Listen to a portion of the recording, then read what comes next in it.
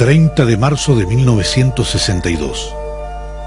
Tras derrocar a Arturo Frondizi, las Fuerzas Armadas advierten que no aceptarán afanes antidemocráticos y que es condición fundamental para que haya elecciones la prohibición de todo partido político totalitario. En un intento de consolidar un gobierno de transición, ponen de presidente a quien era vicepresidente del Senado, José María Guido. El gobierno proscribe al peronismo y a cualquier otro partido que propicie el regreso de Perón. Tampoco pueden ser candidatos los sindicalistas y se prohíbe toda propaganda peronista, así como la difusión del ideario justicialista. Es secuestrado Felipe Vallese, dirigente metalúrgico. Nunca más aparecerá, transformándose así en el primer militante peronista detenido desaparecido.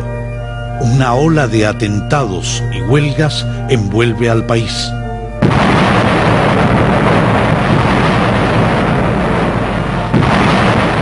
Se disuelve el Congreso Nacional. Las Fuerzas Armadas se ven impotentes para controlar la resistencia del pueblo, a la que se han sumado incipientes organizaciones armadas urbanas y rurales. Todo se les ha transformado en una verdadera pesadilla que termina por hacer crisis. En el mes de septiembre, dos bandos del ejército autodenominados azules y colorados se enfrentan en combate. Los colorados quieren proscribir de por vida a Perón y al peronismo. Los azules, en cambio, consideran que al peronismo hay que darle un cauce electoral para conjurar el peligro que representa la creciente y cada vez más agresiva radicalización de la resistencia peronista si se lo mantiene excluido. Durante 4 días hay escaramuzas y combates esporádicos. Las fuerzas azules bombardean a sus adversarios. Es detenido el comandante en jefe y asume en su lugar el general Juan Carlos Onganía, de tendencia azul, quien ratificará el plan político de llamar a elecciones para el 7 de julio de 1963. La militancia organiza piquetes barriales exigiendo la libertad de todos los presos políticos y gremiales. Son reprimidos violentamente.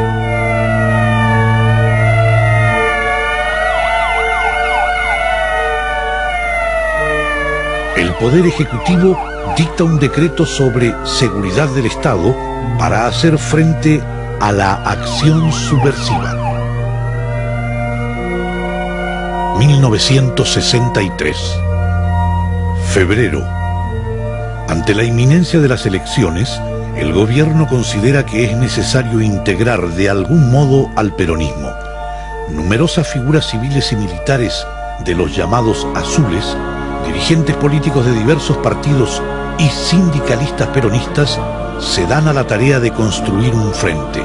Surge así la Unión Popular, agrupación neoperonista reconocida por el general Perón. La Unión Cívica Radical del Pueblo, que lidera Ricardo Balbín, elige a Arturo Illia como candidato a presidente de la Nación. Marzo. Se acuerda otorgar la personería política a la Unión Popular. Esta tolerancia hacia el peronismo desencadena un nuevo enfrentamiento militar. La infantería de Marina se ha rebelado contra el sector azul del ejército que simpatiza con el frente político y ocupa lugares de la capital federal próximos al puerto. El sector colorado de las Fuerzas Armadas se une a la Marina. El 3 de abril, los azules, con apoyo de la aeronáutica, toman, después de un ataque aéreo, las bases navales de Punta Indio y Río Santiago. Triunfan los azules. A pesar de ese triunfo, el gobierno se ve obligado a excluir a la Unión Popular de la postulación a cargos ejecutivos y extiende la proscripción a toda agrupación de inspiración peronista para participar en los próximos comicios. promulga el decreto 2713 que proscribe a todos aquellos que hayan elogiado al general Perón o al ideario peronista. Estallan protestas en todo el ámbito del país. Para imaginarnos lo que está pasando en la Argentina actual, es preciso conjugar simultáneamente la incomprensión propia de la ignorancia, la soberbia del reaccionarismo contumaz y la falsedad de los grupos que sirven intereses inconfesables. Cuando en nombre de la democracia llamaron elecciones el 18 de marzo de 1962 y le resultó el triunfo arrollador del peronismo, se vieron obligados a anularla y encarcelaron al presidente constitucional para crear un gobierno títere. Ahora, también en nombre de la democracia, decidida a regularizar institucionalmente el Estado mediante un sistema electoral creado para burlar la mayoría en una elección dirigida, presionada y digitada por el gobierno y las fuerzas que lo sustentan. Para ello, no les ha bastado dictar un monstruoso decreto ley, sino que también erigidos son censores que priven discrecionalmente todo aquello que representa la voluntad popular y que se oponga a la realización de su designio, imponiendo candidatos y sistemas arbitrarios y violatorios de los más elementales principios de equidad democrática. Nunca en la historia política argentina se ha presenciado una manifestación más monstruosa de falta de respeto a la voluntad popular. Perón ordena votar en blanco. El 7 de julio se realizan elecciones y Arturo Illia triunfa con solo el 25% de los votos. El 12 de octubre de 1963, Arturo Illia asume el gobierno gracias a la exclusión de las grandes mayorías. Una vez más, se ha burlado al pueblo. Se reabre el Congreso luego de 20 meses de clausura. El gobierno del doctor Illia dispone una amnistía para todos los presos políticos y permite la salida del país a varios funcionarios del gobierno peronista que desde 1955 se encontraban asilados en embajadas. No obstante, se mantiene la proscripción del peronismo. Octubre. Contra la opinión de esclarecidos dirigentes del movimiento, Augusto Timoteo Bandor, secretario general de la UOM, considera que están dadas las condiciones para el regreso del general al país. Con ese propósito, viaja junto a otros dirigentes políticos y gremiales a Madrid, donde se reúnen con el líder. Al regresar a Buenos Aires, Bandor comunica la decisión de Perón de regresar al año siguiente a la patria. Bandor, entonces, organiza la comisión que tendrá a su cargo lo que se denominará Operación Retorno. La alegría del pueblo escribe las paredes con un símbolo que se transformará en voz y bandera de su lucha. Perón vuelve. Las presiones del poder que lo sustentan se endurecen en torno al gobierno y poco a poco lo empujan a introducirse en una espiral de represión. En todo el país, en conmemoración del 17 de octubre, se congregan miles de peronistas para escuchar la voz grabada del general. A pesar de haber sido previamente autorizados los actos, son dispersados y reprimidos violentamente. Durante los enfrentamientos con la policía, muere el obrero Mario López.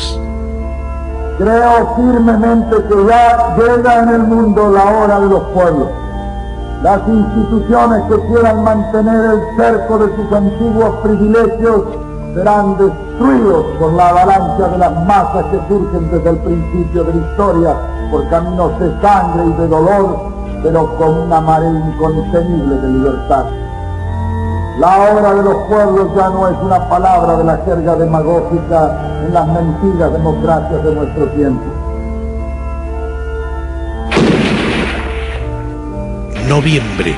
Es asesinado en Dallas el presidente de los Estados Unidos de América, John Fitzgerald Kennedy.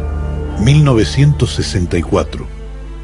Visita Buenos Aires el presidente de Francia, Charles de Gaulle, quien mantiene una férrea posición independiente frente a la Unión Soviética y a los Estados Unidos. Las rígidas medidas de seguridad, más de 3.000 policías, no pudieron contener el oleaje de la multitud que ganó las calles, transformando la llegada del general de Gaulle en la primera manifestación multitudinaria del peronismo desde su caída.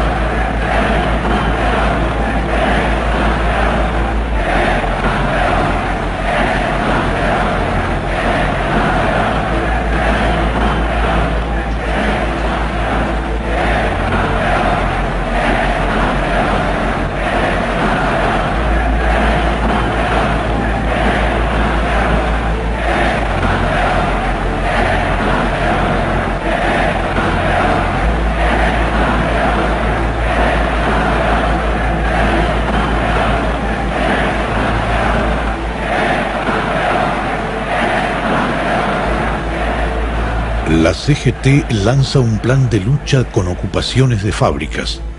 1.200 plantas son ocupadas. 600 obreros toman la planta Smithfield de Zárate al ser clausurada por la Corporación Argentina de Productores de Carne, dejando cesantes a 1.500 trabajadores. Estamos unidos por esto ahora. Ahora no van a hacer lo que hacían antes. Estamos unidos ahora.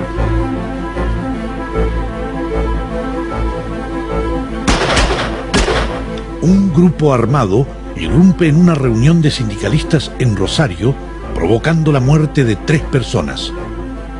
Se inicia un proceso a 119 dirigentes de la CGT por el plan de lucha.